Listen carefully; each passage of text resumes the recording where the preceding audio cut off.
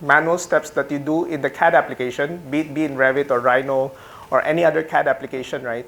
So you must be able to do a check and balance whether you need to script it or you do it manually. So regarding to Dr. Tan's question, right? For me, if you ask me if, let's say, whether should I do it as a computational, do it in BIM or do it in, let's say, in Dynamo. So there's always a check and balance of how much time that I need to do this if I do this manually compared to as I spent 2 weeks to develop a script. So if you ask me with Kuyet's sample, right, if let's say if you count the number of columns that you have in your structure, then if you multiply that, let's say 1 day per column, then if let's say you can actually take 2 weeks only to develop it, then if you have 100 columns, then that's the check and balance that I should actually program this. So with computational design, it can actually give you a lot of automation. Those manual tasks that you do with the CAD application, you can automate this. So to give you some examples of how actually Dynamo was developed, and we actually designed this based on how the industry is going to use this. So first workflow is that basically to bring in information from Excel. So there are certain times that, let's say when in your BIM execution plan, right, there's already like properties already defined, like in this case, like naming conventions of your sheets. So those information can be actually driven from Excel, push it in Dynamo, and then populate information in Revit. So instead of manually typing in, you can just simply update that Excel spreadsheet, and then Revit can automatically populate that for you using Dynamo. So like one of these examples from our customer, right? Basically what they want to do is they want to do quantity takeoffs using Excel spreadsheet. So what they want to do is to capture information from the Revit elements by using Dynamo, basically export information with the element IDs and then calculation of volumes, and then what is the specific column type. So in this manner, right, instead of like creating as a schedule or developing this one by one in Revit, basically just by using this simple script in Dynamo, basically can capture the tasks that they need to do. So another popular example in Dynamo is that it can help you do automation in terms of drawing production. So as I mentioned in my previous example, right? So once you have all your sheet names and sheet numbers, you can bring into Dynamo, and then from there, it can automatically create your sheets for you. You can even develop workflows where the views can automatically be populated to your sheets as well. So imagine if, let's say, if you're working over 100 sheets in Revit, and you need to create views one by one for every sheet, literally you will fall asleep, right? So with Dynamo, instead of those number of hours creating sheets, it could take you at least just by minutes. So not only based on importing information from Excel and just by creating sheets, Dynamo has a lot of actually applications. So one of them is basically doing element placements.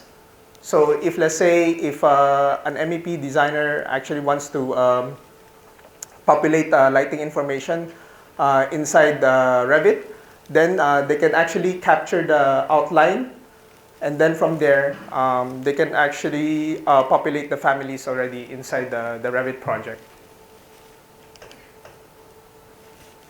So this one is a workflow that I developed actually with one of our customers here. It's from SquireMech. Actually, they're here today.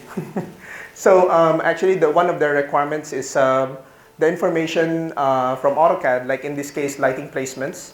They want to automatically populate the families in Revit. So from here, from your schematic drawings from AutoCAD, you can use commands in AutoCAD to actually extract the X and Y location of every single lighting family. And then from there, once you have imported that to Excel, you can actually bring this information into Revit.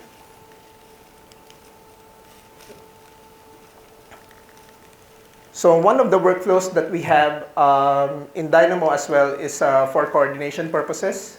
So if anyone here using Navisworks for their coordination?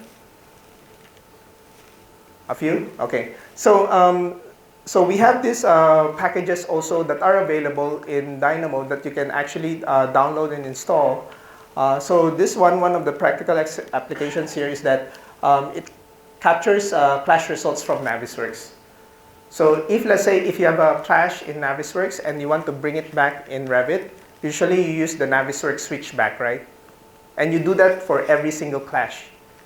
Or for example, some engineers, they capture by element IDs.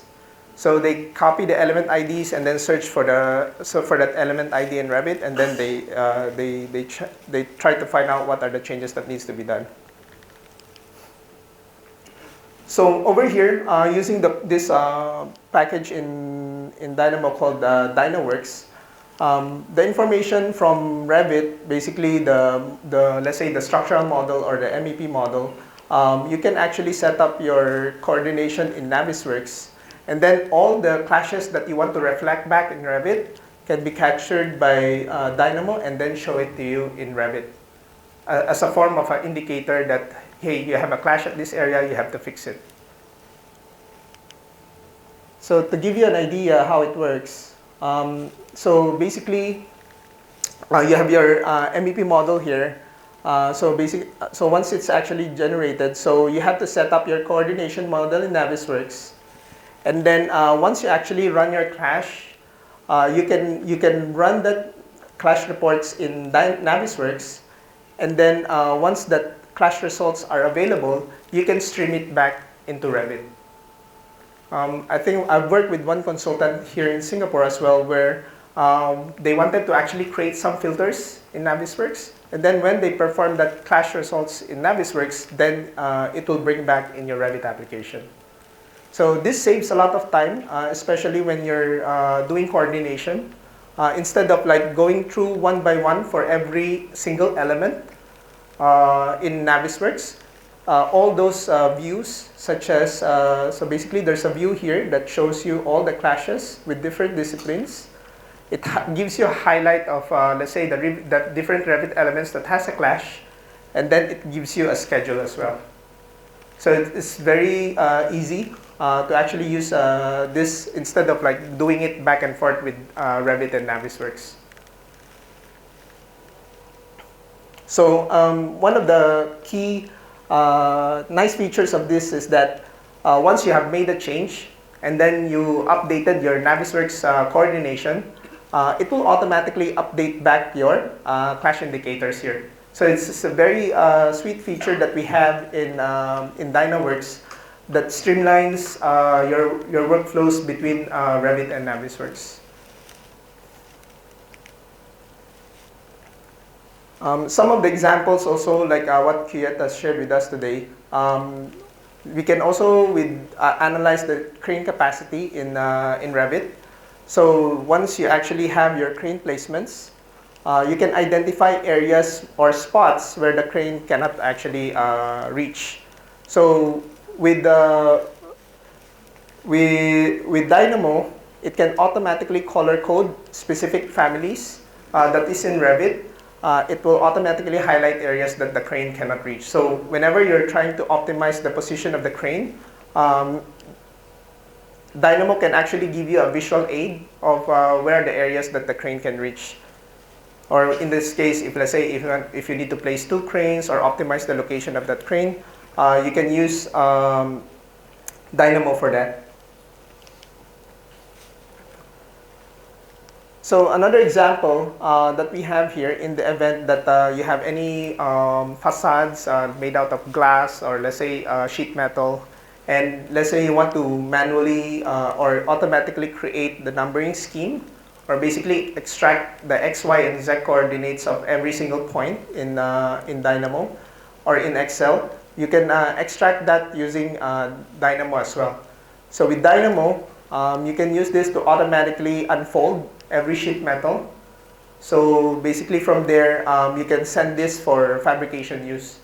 So with these workflows that we're introducing, we can introduce the FMA workflows where when you design as an architect, you created a facade, basically we can bring this model directly into fabrication. So the fabricator doesn't have to remodel everything in their shop floor.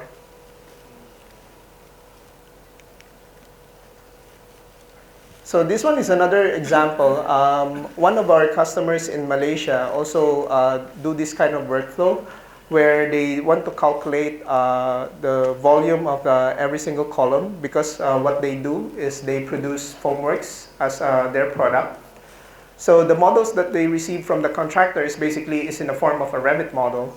And then from the Revit model, all you have to do is basically to select which elements that you would like to capture and create a model for formwork. So over here, so in Dynamo, all you have to do is basically to select those elements that you want to create as a formwork. They have introduced some Python scripting for this one because they want to actually automate certain modeling in Revit. So over here, what they do is that once they have calculated the surface area of that formwork, they use Dynamo to automatically create formworks for this particular column.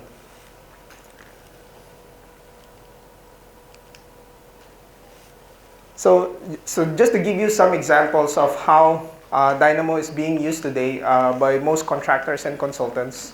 So it has a lot of applications from bringing information from Excel to Revit and Revit to Excel, and basically generating families and automating certain workflows, right?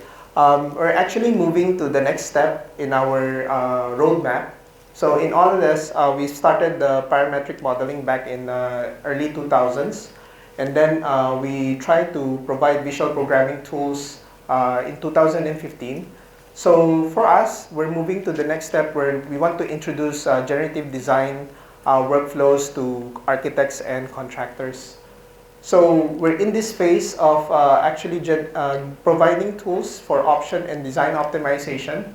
So machine learning is our vision. This is where we want to head. So although we don't have tools that can actually do this today, but we're going towards that. So this is the Autodesk vision in terms of providing new tool sets for the architects and engineers. So with that in mind, actually we have this application that is available for beta use. So if you go to the Autodesk beta website, you can sign up for Project Refinery. So with the latest iteration of Project Refinery, now you can see the plugin on top of Revit. So it works on Revit 2020. So if let's say if you want to introduce generative design workflows within the Revit application itself, you don't want to use Dynamo. But basically Dynamo is the engine behind it. But now you can start using it directly on top of Revit. So the methodology that we introduce here is that first, it helps you to gather information from Revit. And then with Dynamo, you can actually generate an iteration of that particular instance. And then from there, you can start specifying what is your goals and constraints.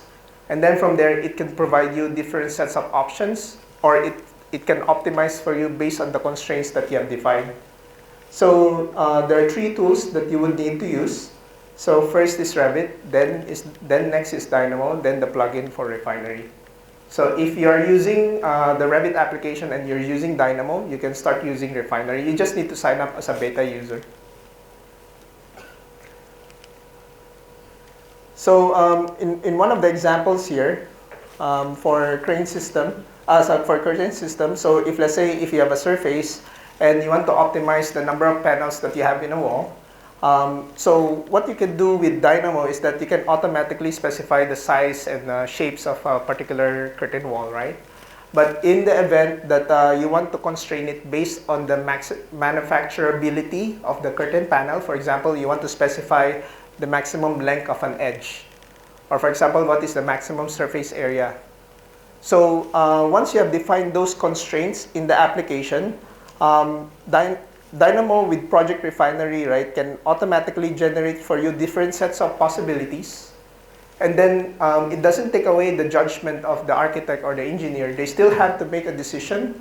So it gives you a chart here based on the constraints on, let's say, the maximum length based on surface area.